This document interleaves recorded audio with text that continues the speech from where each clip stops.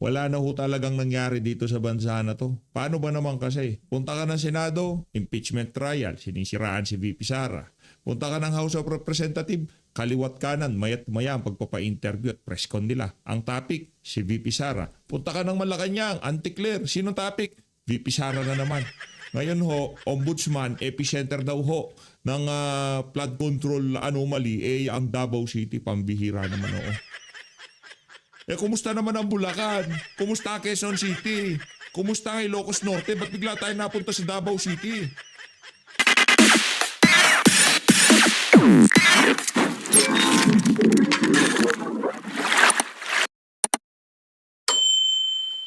Eto, bago tayo magtungo kay sa debate, sa palitan nitong si Senator Alan Peter Cayetano at nitong si Boying Pagpag, itong si Bam Aquino, pasadaan ho muna natin itong si Boying Rimulya. Ito muna kay Boying Rimulya, tapos pag-usapan natin yung kanyang mga sinabi. Ito. Iginit ni Ombudsman Boying Rimulya na nagpapatuloy ang pagkalap nila ng ebidensya tungkol sa umano'y flood control corruption sa Davao City, pambihira. Sa Bulacan wala. Preliminary investigation pala itong si Joel Villanueva. Okay. Nilinaw naman niyang pinag-aaralan pa nila ang mga detalye. Diyan kayo magaling. Aral lang ng aral sa ombudsman. Huwag kayong titigil na mag-aral Kay Martin Romualdez, ipafile na. Kay Joel Villanueva, ipafile na. Maya-maya, balik preliminary investigation. Inuunggoy mo kami, Boying Di ka lang pala kulay unggoy. Ugaling unggoy ka pa. Ambira. Hindi lang humadali talaga sapagkat sabihin natin ang epicenter ng flood control bago dumating ang Marcos administration ay ang Davao City. For your information, Mr. Boying Rimulya. Si dating Pangulong Rodrigo Duterte, kahit siya kayo magpuntang lugar sa Luzon at sa Visayas, yun ang inuna niya. Bagong seaport, bagong airport, kalsada, yan ang inuna ni Tatay Digong. Kahit saan ka magpunta, inuna niya yung mga seaport at airport sa iba't ibang bahagi ng Pilipinas. Hinuli niya ang kanyang lugar para walang masabi yung mga makakaliwa, mga dilawan, mga pinklawan ng mga panahon na yun. Gagawa ka na lang ng Marites, Boying, fake news ka pa. Davao po yung ecosystem na aming tinutukoy dahil doon po ang maraming pondo na pumasok daw sa flood control. Yan po ang aming kinakalap ng gusto. Dagdag pa ni Rimulya. Dagdagan mo lang, Boying. Dagdagan mo lang. Hindi maganda kasi okay lang naman kung totoo Isipin nyo na lang ho ito, mga kababayan. Kung merong mga bidding, merong mga flood control, merong anomalya, alin ang pinakauuna nilang sisilipin? Noong pang 2024 hindi 2025 kasi 2024 ibinida niya, di ba? Hindi, 2024 mahiya naman kayo. 2023, 5,500 flood control, ibinida niya nung zona. 2025, mahiya naman kayo. 2025, ay mali, 2024 pala, 2023, nalilito-lito ka na PH. 2023, ibinida niya 5,500 flood control project. Tama, mali? Palakpakan muna.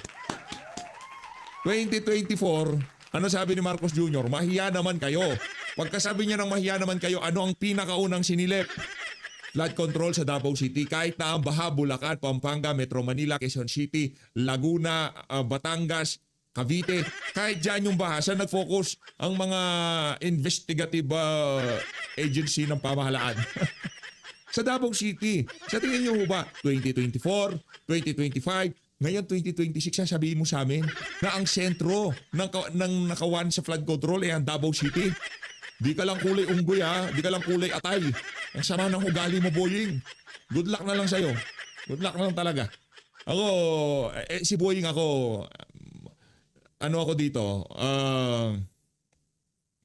malamang sa malamang, alamang. Ito pakinggan natin. Davao as the epicenter of flood control because there's a big budget in the past in Davao City. Totoo. Kasi nungalingan mo yan. Si dating Pangulong Rodrigo Duterte, ibinuhos niya mga budget sa Bulacan, sa iba't ibang bahagi ng Pilipinas. At anong mga ginawa nila? Seaport, airport, mga daan. Di ba? Yun ang pinuko si dating Pangulong Rodrigo Duterte. Hinuli niya ang Davao City. At saka 2022, 2019, di ba, maute. 2020, papasok naman ang pandemic. 21, 22, wala akong mga infrastructure dyan. Bakit? Kasi nga lockdown. So yung mga natitira, nag-focus si dating Pangulong Rodrigo Duterte sa Tokhang. Kaya yan, inuunggoy na naman tayo ng mga unggoy sa ombudsman. That's what I know. But not corruption per se. Well, we will check out the flood control. Check lang. Buhay ganyan mo. Buhay ganyan ka, yung paganyan-ganyan mo. Gustong nakikita yan ng kababayan natin, yung paganyan kala mo talaga totoo sinasabi, no? As what I said in the committee, Propaganda. Kung ano nangyayari sa impeachment trial ni VP Sara, anong nangyayari sa Malacanang ni Auntie Claire, anong nangyayari sa kaliwat ka ng papreskon ng mga congressman diyan sa House of Representatives, propaganda, paninira sa mga Duterte. Hindi makakapagpababa sa approval at trust rating ni VP Sara at ng mga Duterte. Yung ginagawa mo na yan. Boyeng, pambihira. Siyempre, sasagot si Kong Pulong. Naku, alam nga naman, di ba? Alam nga naman, di sumagot si Kong Pulong. Ano sabi ni Kong Pulong? Sabi ni Boy, ang epicenter ng flood control bago dumating ang Marcos administration ay Davao City, Palapangan. Sabi ni Boying yan Sumagot si Kong Pulong. Siyempre ito si Kong Pulong. Hindi naman niya matatakot ito kay Boying Remulla. Walang pakialam. Ang mga Duterte ngayong mga panahon na to wala na hong pakialam. Pagkatapos ng ginawa nila sa kanilang ama, wala nang mas worse pa doon sa ginawa nila na yon sa kanilang ama. Kaya itong mga Duterte na to, sasabihin nila gusto nila sabihin, gagawin nila ang gusto nilang gawin dahil binaboy ng administrasyon nito ang kanilang pamilya. Kung Davao ang tinutukoy niyang epicenter, then show us the complete records. Lahat ng tao, lahat ng proyekto, lahat ng pangalan, walang pili, walang exempted. Hinamon ka na Bonjing, Bonjing tuloy. Boyeng, purkos ka Bonjing ang ginagawa mo niya sa ombudsman, kaya ka nababansag ang Bonjing Di ba? Parang ikaw si Bonjing yung parang matanda na, umaasta pa rin bata yan ang problema kay Bonjing. Bonjing tuloy. Boyeng, hamon na hinamon ka na nitong si Congressman Pulong. Anong gagawin mo niyan? Baka maduduwag ka niyan. Sa bagay matapang ka pala kasi hindi lang sa Remulla ka, ombudsman ka na, DILG pa kapatid mo. Palakpakan. Sino nagpapatakbo sa Pilipinas? Mga Remulla, akala nyo lang. Remulla nagpapatakbo sa Pilipinas. Punta ko tayo kay Senator Alan Peter Cayetano. Yay.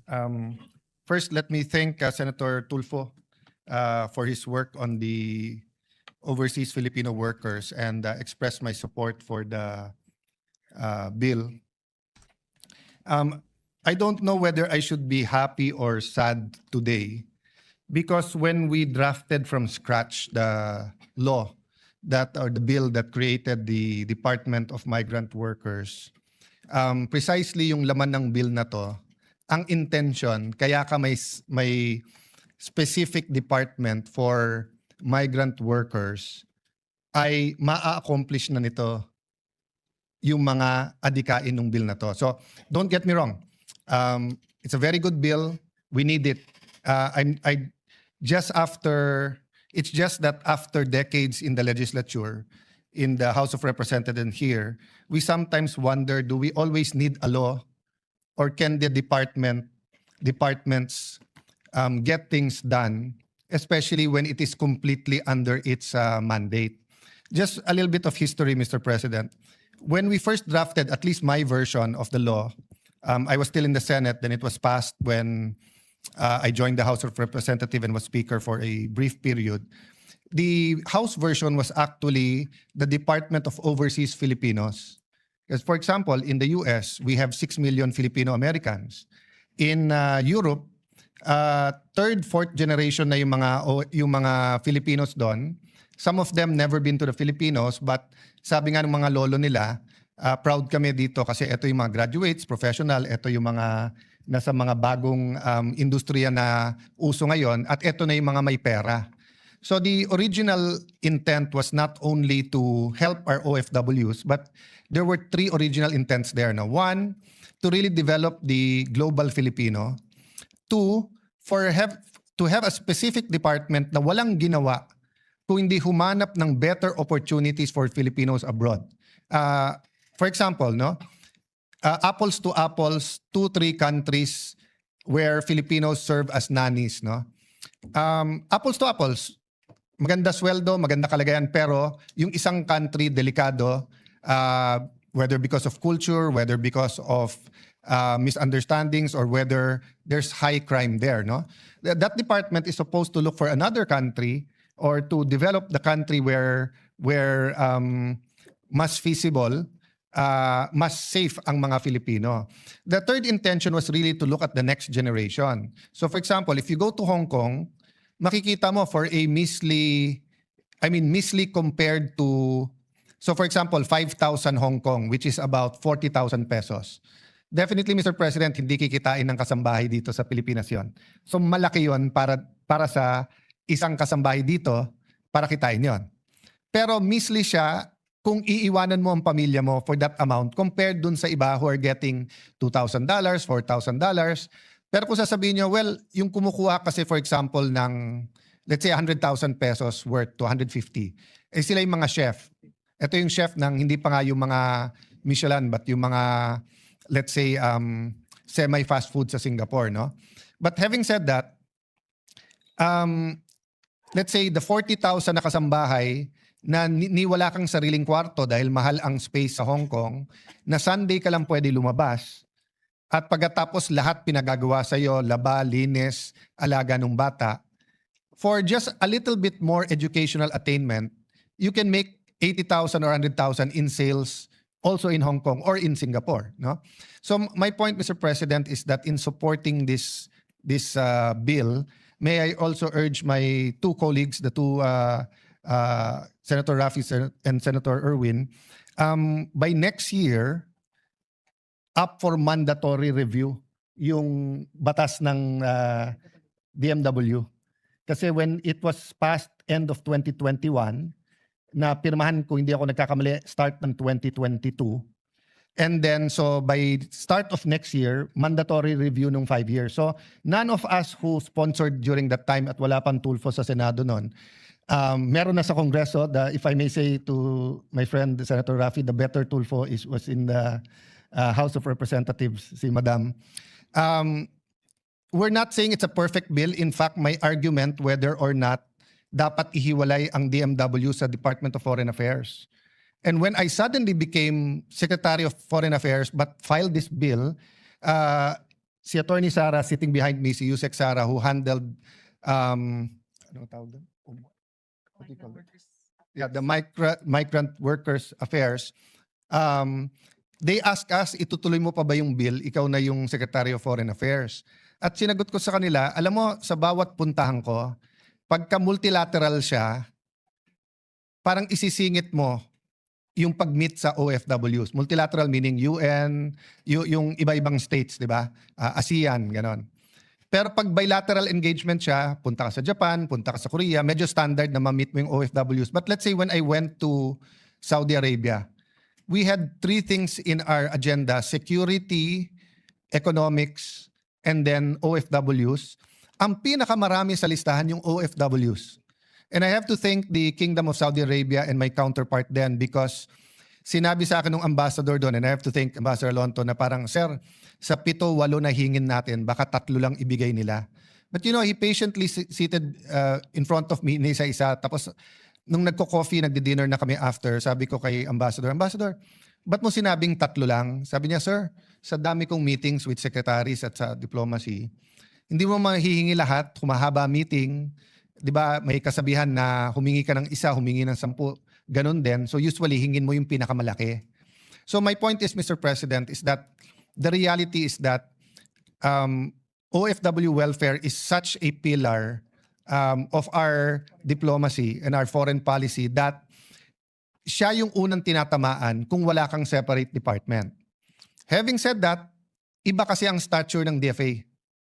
Kahit ano sabihin mo, pag pumunta ng China, ng Korea, ng US, di ba, mas talagang sasalubungin, kakausapin, mas may weight pag yung Secretary of Foreign Affairs than the Secretary of Migrant Workers. Tapos meron ka pang Labor Secretary. So sa ibang mga bansa, Labor Secretary ang kilala, wala naman silang Department of Migrant Workers. So sometimes you need to bring your Secretary of Foreign Affairs, your Secretary of Labor, and your Secretary of Migrant Workers. Going back to my point, I'd like to support the provision na nilagay ni Senator Tulfo Raffy na interagency.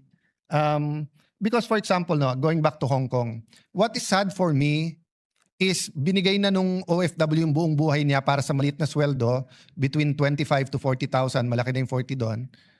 Pero yung anak niya, hindi pa rin nakapag-aral, so yung anak, dun pa rin napupunta. Unlike for example, yung nakita ko mga engineer at architect sa Saudi, sila ang hari dun eh. Sila ang medyo siga dun eh. And then talagang proud sila kasi nga, hindi lang entry level ang pagpunta ng anak. And then because there's so much construction, when they go back to the Philippines or when they're recruited in Europe or Southeast Asia, partnership material na yung mga nandun. So I really hope we pass this bill, but I hope we can review it side by side with how the Department of Migrant Workers can be more effective. No?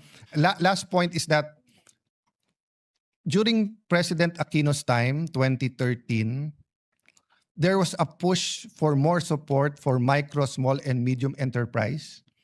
And if you reviewed Asia, you take out the three bigger countries, Japan, China, and then in-include sa review yung India, although we strictly speaking sa Asia, no? Parang nahuhuli na naman tayo sa dami ng programa for entrepreneurship. So, ang dami-dami nilang programa for startups. So, if in many countries like Singapore and Korea, if you have a good idea and tingin nila ma-implement mo, may pera. Sa atin, 5-6 pa rin ang baksak mo. Pag wala ka talagang kapital, the banks are out, the pawn shops are out, ang landing mo talaga 5-6, na may limit din ang pwede mong utangin. And even if makautang ka ng 1 million sa 5-6, you have to pay 20% or a little bit over 20%. So I hope that in passing this bill, we can all help Senator Tulfo in making sure that DTI, SB Corp, the Central Bank, DepEd, CHED are all doing their job, that the next generation of OFWs will have better opportunities, not only because there's a bill like this, but because they're better educated, they're better funded, and we had better programs for all of them. Having said that, I'm excited to discuss this at the proper time and to ask the departments how they will not only help this bill and coordinate, but how will they make sure that this bill will really translate into success for our OFWs. Thank you, Mr. President. Thank you, Minority Leader. Yes, we recognize Senator Erwin Tulfo. Rafi po. Rafi Tulfo Kamukha for kasi. the intervention. Akin pong Pero yan- pusong pasasalamat Yan yan ba? Hindi nagtitip lang pala.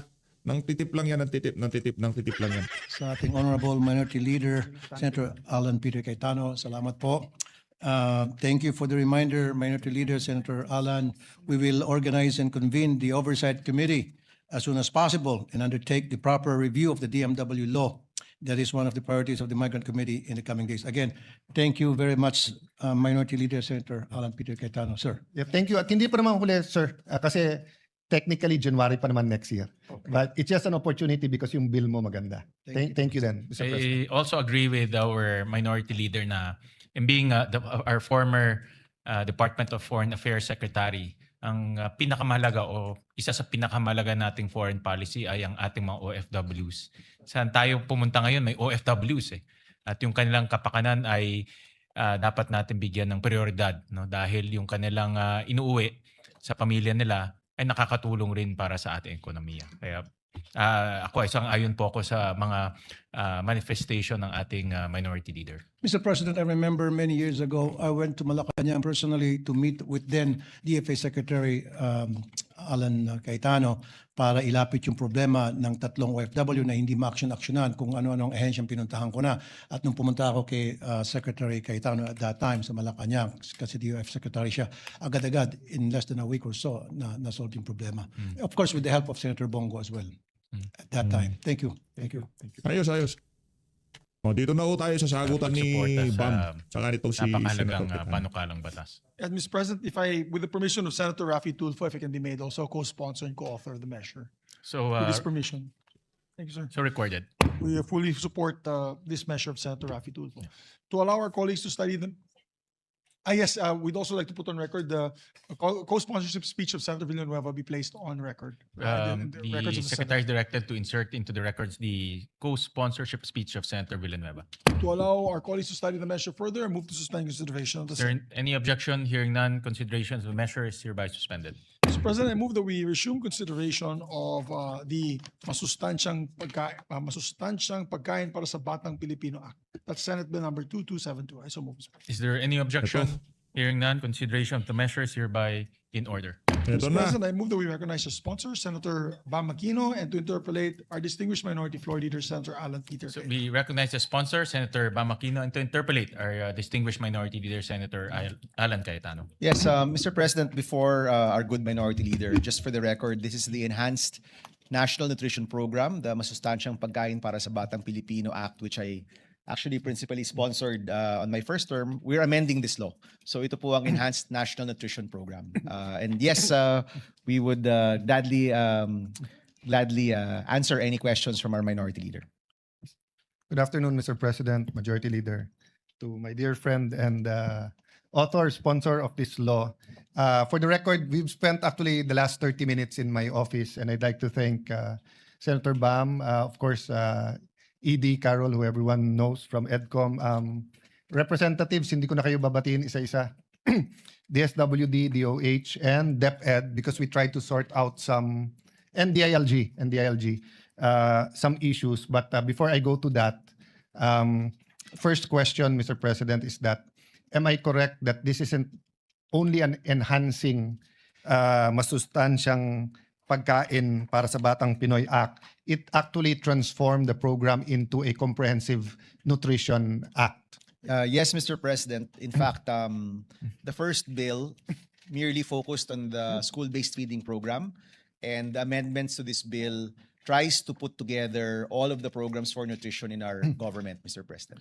Yes, and that's one reason I'd really like to support this bill and give some inputs, because I really like it when the bills evolve into transformative measures rather than just reactionary or, of course, all of our bills try to solve a problem.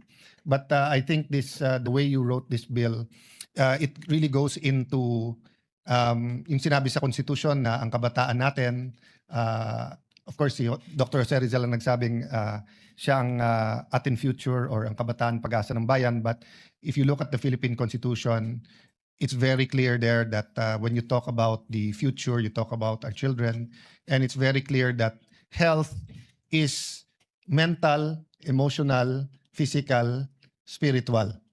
Although in the bill we'll be dealing more with physical, I think we will see later that stunting actually will affect every single thing: your emotional, your physical, your health, your mental, and even your spiritual well-being. No? Yes, Mr. President. So with your permission, may I start with that, with stunting? Yes. No? So I'd like to take note that Senator Bam spent that time with us, and I don't think he's feeling that great today. And I know the feeling because I've been having more of those days as you get older. So I just like to recognize that you're here, you're working. Siguro na realize mo na mas mabigat ang nararamdaman ng malnourished na bata o may sakit na batang may sakit sa ating bansa than what you're feeling now.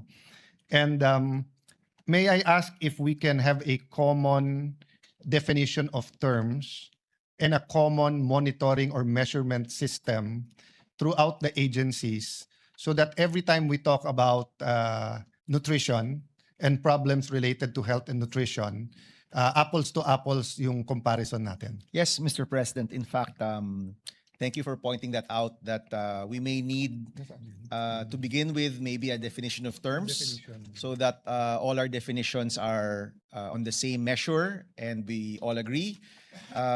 The peculiar thing about this measure, Mr. President, is that when you talk about nutrition, hindi lang po siya isang ahensya. Actually, it's DOH, DILG, the LGUs, DepEd, and then you have attached agencies like the NNC, that all need to work together, and DSWD, of course, that all need to work together to do it right, no? It's not just about money. It's not just about funding it, Mr. President. Dapat may pondo, pero dapat tama rin yung programa. And that begins with a common language, common definitions. We agree on monitoring para pare-parehas po yung ating accomplishment or lack of accomplishment. Dapat po magkakatono po yan. So we agree, Mr. President. If it's not yet there in the bill, we will of course welcome amendments later on to have us on the same page, and as well as common terms and goals for monitoring. Of course, Mr. President, we can add further definitions. There were definitions in the original bill, and of course, we refer to that bill, but it would be good maybe to put it again as another part of this measure, Mr. President. Yes. I mean, we did the meeting a while ago privately, but I think the productivity came because it's really more like a BICAM meeting minus the House of Representatives, di ba? I mean, unlike sa committee hearings, sometimes the guests hear more of what the senators say rather than them speaking. So our hearings are more of talkings eh. Kasi ang ibig sabihin ng hearing tayo makikinig, but I guess the nature of our job and the nature of our politics, we do more of the talking. Kapag dito naman, of course, we have our resource persons, but in a free-flowing discussion, marami talagang lumalabas na problema, and I'm happy that the secretaries sent very responsible people, so they gave us not only the right answers, but they were honest where the problems come in. No? Yes. So we started our discussion, Mr. President. IIM, tatlong I, isang M. M, monitoring. Yung tatlong I, implementation, RE funding. Implementation, RE accountability, or sino ba yan? DILG ba yan? LGU ba yan? DSWD. And then implementation as to goals and objectives. And then yun nga yung monitoring. So actually, Mr. President, we started with monitoring because I noticed, and I think Senator Bam also noticed, that ang layo ng statistics ng FNRI, ng DOST, who is tasked with the Nutrition Council to come out with annual surveys. So ito yung pinag-usapan natin last year that I took up a lot of your time, Mr. President, nung ikaw ang chairman nung finance, and you were very supportive. Unfortunately, the secretaries were not that supportive. So medyo kulang pa rin yung pondong nilagay nila. But naglalaro sa 25% or 1/4, 1 out of 4 Filipinos. I was asking Senator Bam kung may information siya dito, pero pareho kami ng reading eh. Kasi both the DOH and the DOST statistics mention prevalence or prevalence, di ba? Not potential or and we were saying, if you look at the regional in Metro Manila, it's about mid-20s. And if you look at Taguig, it was like same, mga, 2023, 19.9%. But when we looked at the actual numbers, and this was brought by house-to-house surveys, in 2015, it was 11,000 something stunted. And to last year, it was less than 400. So it was less than 1%. So I was telling Senator Bam, ang layo naman siguro ng 1 out of 5, 20%. Doon sa 1 out of 200, no? So we were discussing, Mr. President, if DOST and DOH, LGUs, DILG can come up with the better monitoring, not only of the solution but also of the problem. Ilan talaga ang malnourished, ilan yung severe yung malnourishment, ilan yung stunted, and then gaano kadalas yung monitoring para alam natin kung successful yung intervention natin o hindi. Kasi by mere definition ng stupidity, di ba sabi ni Einstein, keep doing the same thing and then expecting a different result. So I don't mind that part of the solution is best practices around the world. Of course, it has to be science, data, evidence-based. But on the other hand, you can't keep applying old solutions to new problems, even if your new problem is also an old problem. So I also don't mind my konting experimentation or trial and error. But before I give Senator Bam the floor, both of us realized when the departments were reporting or telling us what was happening, we both realized that hindi kasi house to house yung survey.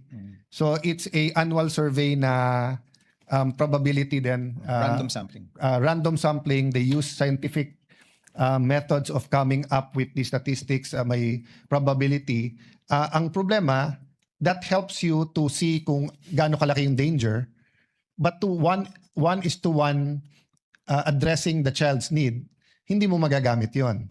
So unlike, for example, if I want to know ilan ang walang trabaho sa Pilipinas, if we want to know yung self-rated poverty, pwede ka mag-random sampling kasi more or less tama, di ba? But let's say if you want to know teenage pregnancy, in terms of just knowing if it's there and gaano ka-prevalent, okay.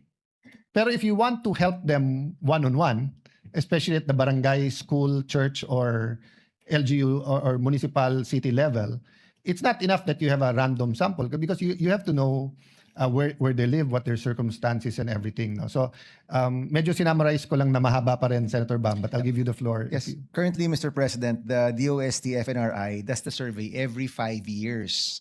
So ang tagal rin po ng duration, no, yung gaano katagal yung mga survey, and it's only regional data. So what we can do, Mr. President, at the right time, we can make an amendment really specifically talking about a yearly survey. We can identify what kind of survey, although honestly, Mr. President, I would leave that to the implementing agencies already. So currently, DOST FNRI does it, but the one responsible is really NNC kasi sila yung nutrition surveillance. But at the right time, Mr. President, at the minimum, I think we have to do it more often. No? Yung every 5 years po ay masyadong matagal. And we can put it in the law such that mandated po talaga na tatrack po natin ng maayos yung prevalence of stunting. No? Thank you po. And, just to honor Senator JV, Senator Risa, Senator Pia, yourself, Senator Mix, who is here, and Senate President, many times, I think we were in the LEDAC together where Senator JV was talking about when Senator Mix was SP, talking about the barangay health workers. Because maybe we can do even better than a random probability-based survey. But if we compute kasi, if you look at AIX, in 2026, 63 billion. Ngayon, 33 billion, but I think this will be increased. MAIP is 51 billion and TUPAD is 22 billion. So even if you take out MAIP, you have 85 billion pesos on aid to those who need it most.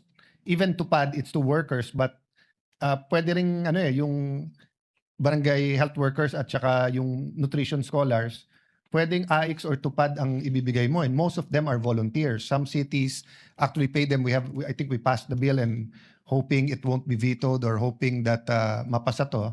But ang point ko, Mr. President, a house-to-house, first of all, di ba, some cities, I think both the city of the present Senate President and the city I serve at Taguig City, we have a house-to-house survey 2 to 4 times a year. All households to.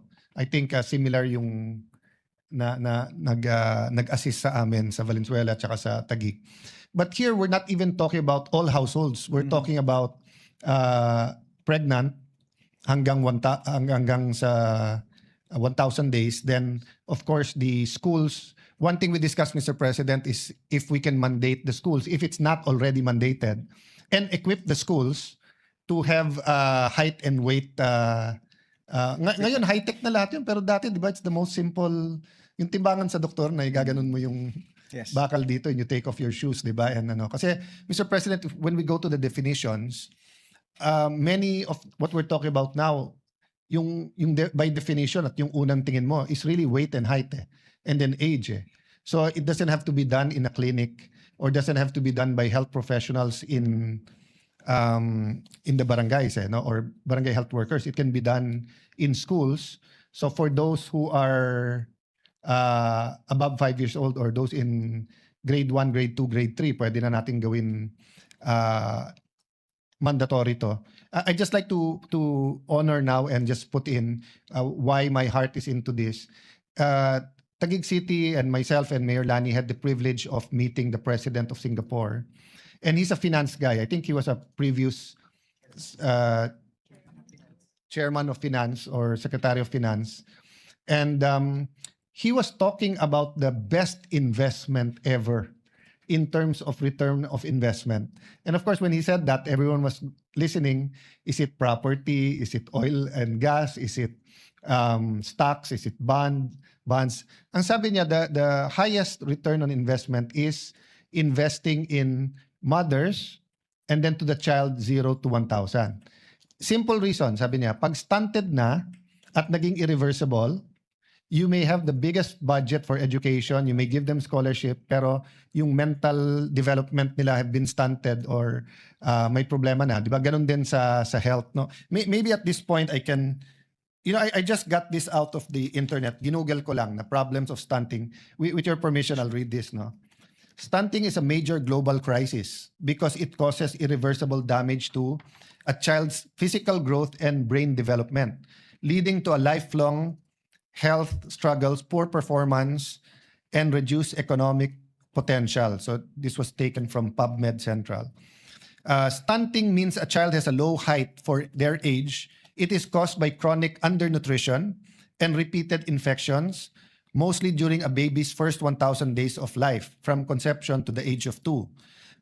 According to the World Health Organization, the effects of stunting go far beyond short stature. So, growing up, I'm older than you. Halos ka-age ko si Senate President, Senator Bam. Yun nga, yung tuksuhan na bansot or maliit. But yun nga, it's not just the height. And of course, growing up, Filipinos are always shorter than the Europeans, African Americans, etc. No? But may immediate risk to of frequent sickness. Stunted children have a weak immune system. They catch infections like diarrhea and pneumonia more often. Delayed growth, the damage done by age 2 is largely permanent and cannot be easily fixed with later feeding.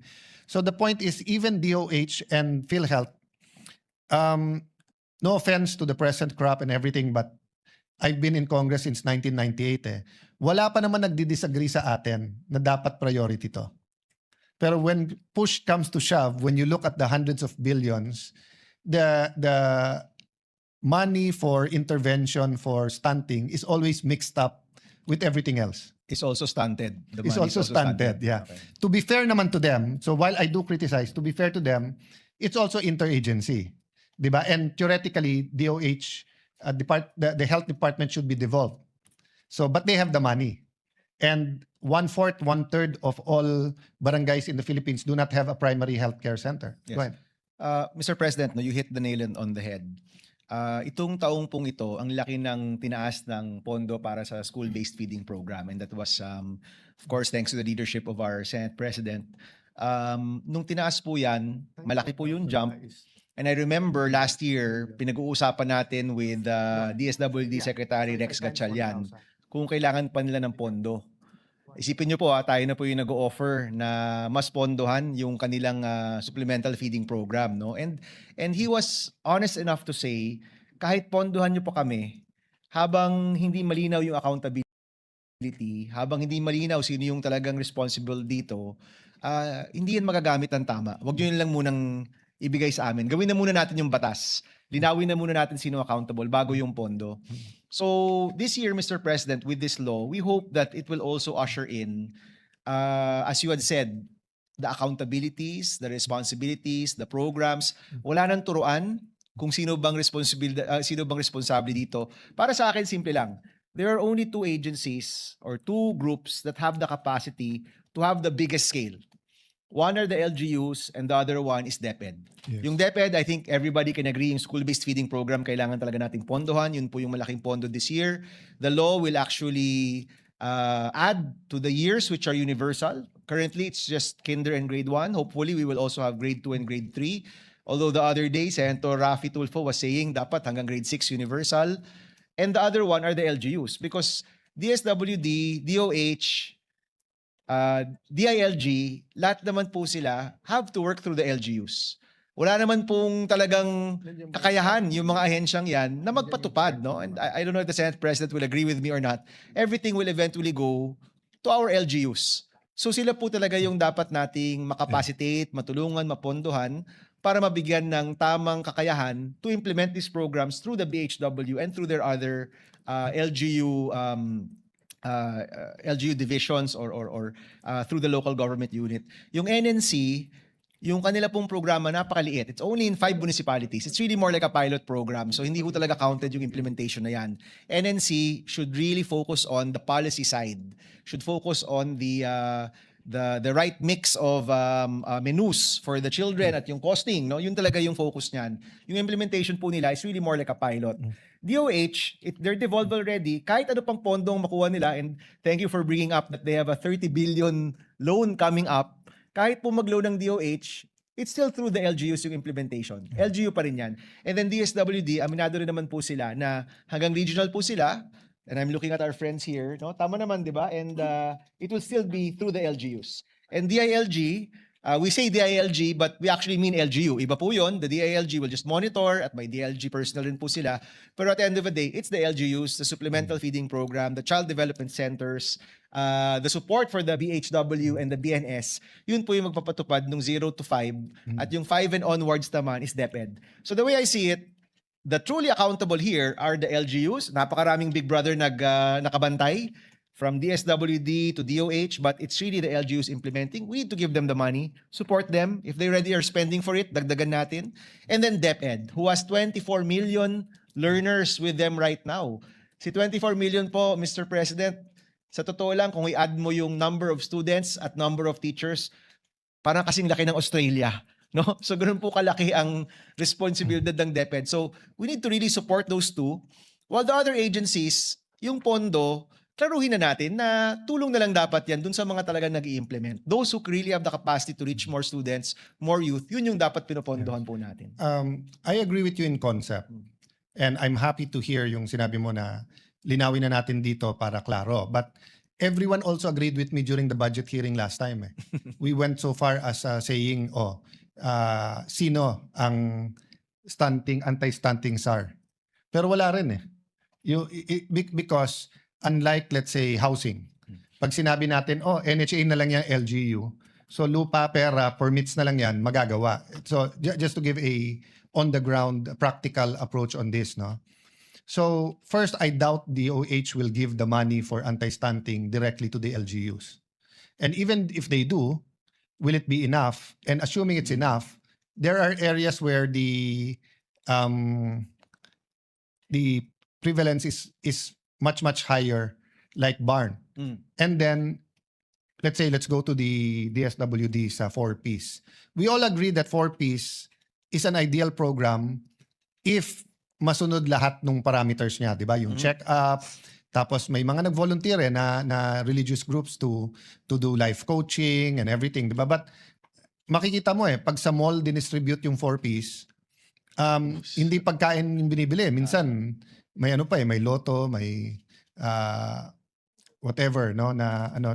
And I'm not judging. I mean, I'm judging the program, not the person. Mahirap ang buhay, konting entertainment, konting kasama yan. So my point is, Mr. President and Mr. Sponsor, that kung mahihimay natin like what we did in our meeting.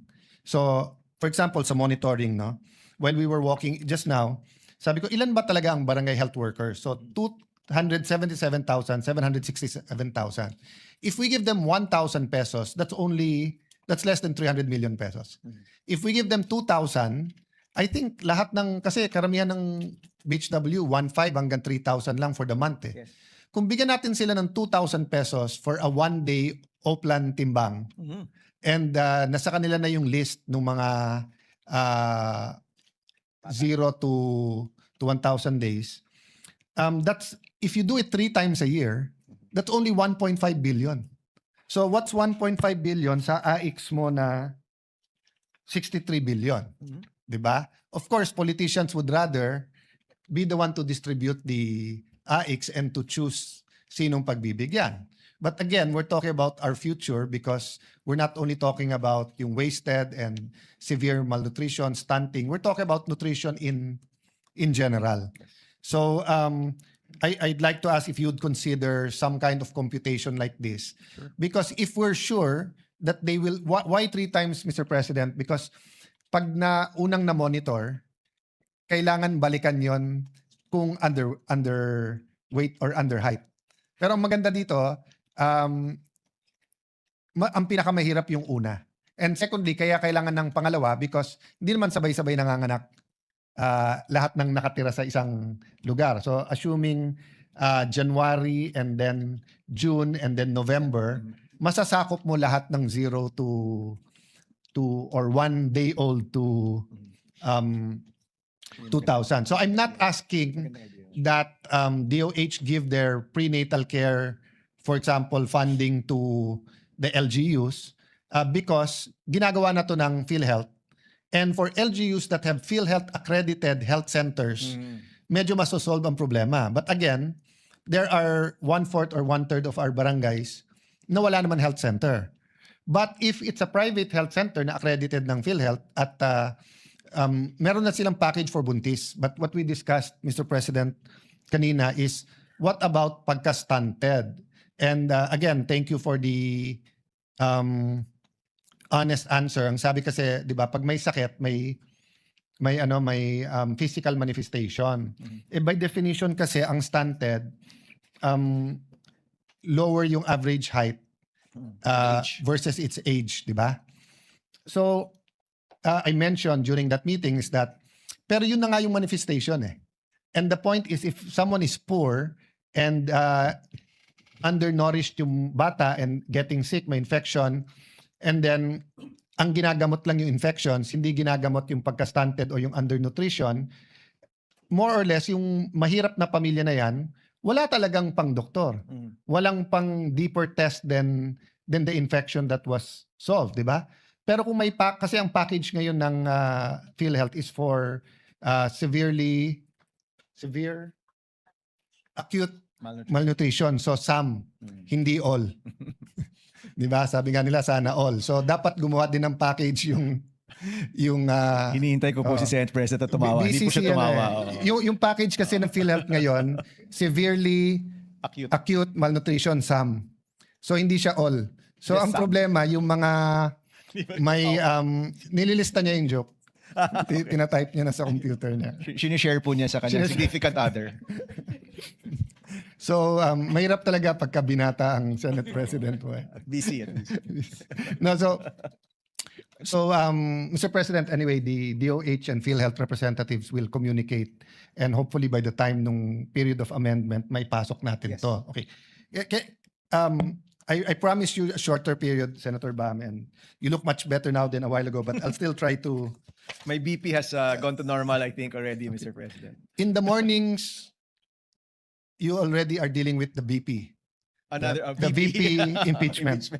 So in the afternoon, you're dealing with your BP. BP, blood pressure. Okay. Best practices, no? So in Indonesia, stunting reduced by 9.2% in 4 years, from 31% to 22% through Ayun na nga mga kababayan, dito na natatapusin ang ating reaction video na to. Maraming salamat sa pag-support sa page update. Mag-ingat po kayo lahat dyan. Maraming salamat. Mahal na Pilipinas.